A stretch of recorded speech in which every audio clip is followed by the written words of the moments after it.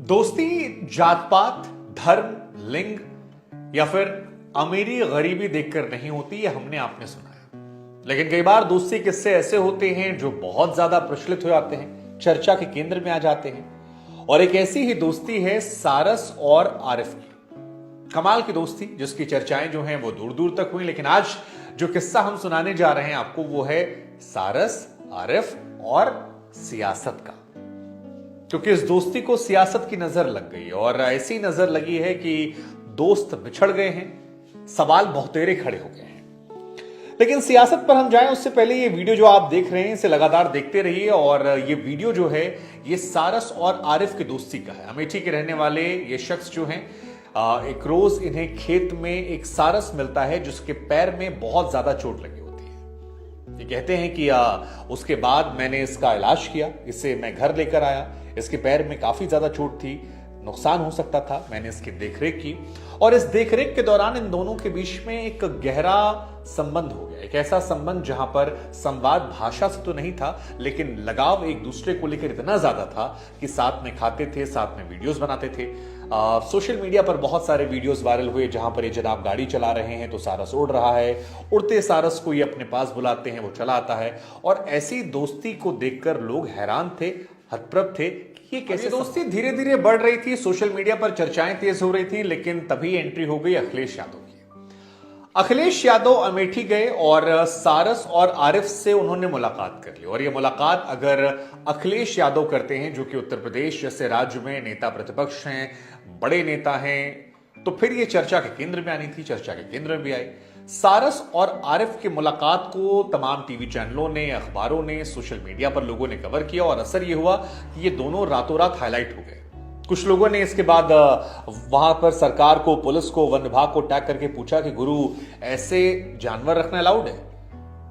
One विभाग को भी रातों रात होश आया। इस खबर की चर्चा होने के बाद वन विभाग पहुंचा और आरिफ से उसके सारस को ले लिया। उसे लेकर चले, कहा कि आपको टेक्निकली ऐसे पशु पक्षी रखना अलाउड नहीं है, परमिशन आपके पास है नहीं और हम अलाउ कर नहीं सकते हैं।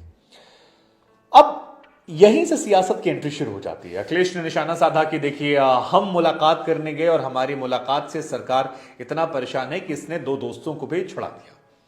खैर, ये बातें चलती रही, लेकिन तभी खबर आई अखिलेश की तरफ से कि सारस जो है वो गायब हो गया। और उन्होंने कहा कि देखिए, पहले दोस्ती को तोड़वा दिया, उसके बाद सारस को छुड़वा दिया और अब सारस गायब हो गया है।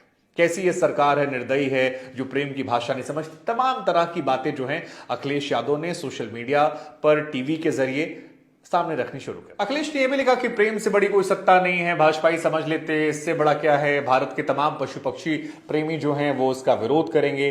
लेकिन इन सारी अफवाहों, सारी बातों के बीच में जो सारस गायब था वो किसी एक गांव में मिला। और उसके बाद फिर सोशल मीडिया पर चर्चाएं फिर से तेज हो गई। अखिलेश ने फिर पोस्ट किया कि इन गांव वालों का शुक्रिया, इस सरकार को शर्माना चाहिए। लेकिन अखिलेश जितना निशाना साध रहे थे, उसमें सारस और आरिफ की दोस्ती जो है वो उतनी बढ़ती दूरी होती जा रही थी। और इसका असर ये हुआ कि वन विभाग ने अब आरिफ को एक नोटिस जारी करते हैं, जिस नोटिस के तहत उनके खिलाफ एक मामला दर्ज है और उन्हें समय और जगह बता दी गई है जहां पर आकर उन्हें अपना जवाब देना है। ये एक बड़ी जानकारी निकल कर है। आरिफ इससे थोड़ा परेशान भी है। उन्होंने कहा कि मैंने एक जानवर की जिंदगी बचाई, क्या मुझे इस तरह से परेशान करना जरूरी है? मुझे तो थैंक यू बोलना चाहिए था, क्योंकि मैंने सारस को रोका नहीं था, वो अपनी मर्जी से था।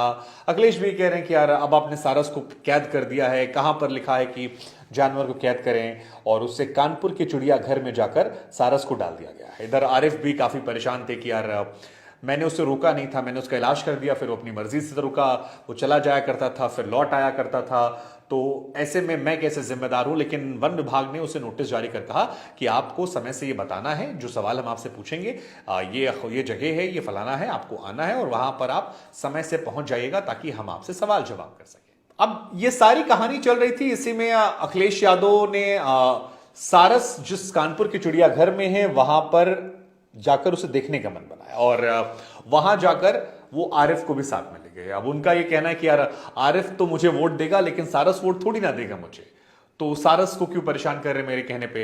ये भी कह दिया कि प्रधानमंत्री जो हैं उनके पास मोर था, उसे वन विभाग क्यों नहीं ले आता।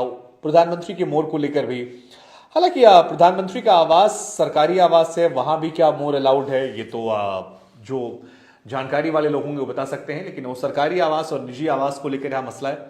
लेकिन इन सब के बीच में असर क्या हुआ कि सारस और आरिफ की दोस्ती जो है वो भेड़ चढ़ गई सियासत की। फायदा किससे हुआ? अखिलेश यादव को अखिलेश ने अपनी पॉलिटिक्स चमकाई कि देखिए ये सरकार तो जानवर विरोधी है। सरकार ने आरिफ पर केस कर दिया क्योंकि लीगली उसे कोई जानवर रखना अलाउड नहीं है और उसे एक्सप्लेनेशन देना पड़ेगा कि भाई आपने इसे क्यों रखा, क्या वजह थी, और वो जानवर जो था वो चिड़ियाघर चला गया।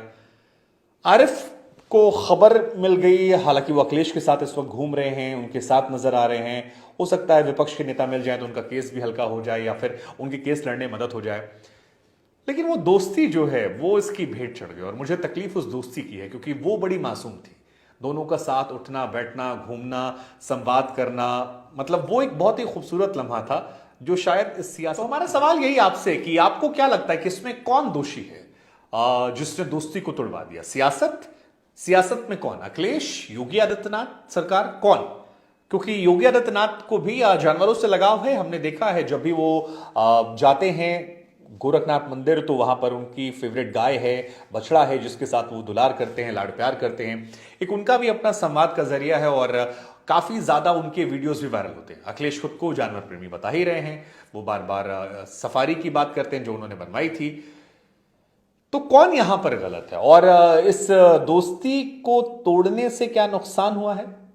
या क्या सारस को रखना छोड़ देना चाहिए था कानून को, क्योंकि जिंदगी उसने बचाई थी, मरहम पट्टी की थी जैसा वो कह रहा है? या फिर जो दूसरा वर्ग, एक वर्ग ये भी कह रहा है कि यार जिंदगी तो बचा ली, लेकिन जिंदगी बचाने के बाद बहुत सारे स्टंट वाली वीडियो बनाए थे, मतलब बाइक चलाते हुए वीडियो शूट करना, सारस को उड़ा कर, तो वो थोड़ा पब्लिसिटी स्टंट हो गया था और ऐसा जानवरों से अलाउड नहीं है। अगर आपने जिंदगी बचाई है तो जिंदगी तक रखिए, लेकिन शो ऑफ या फिर ऐसी ड्रामेबाजी जो है वो करना शायद आरिफ को भारी पड़ गया सोशल मीडिया पर पॉपुलर होने के लिए, इंस्टाग्राम या कहीं से पैसे से कमाने के लिए।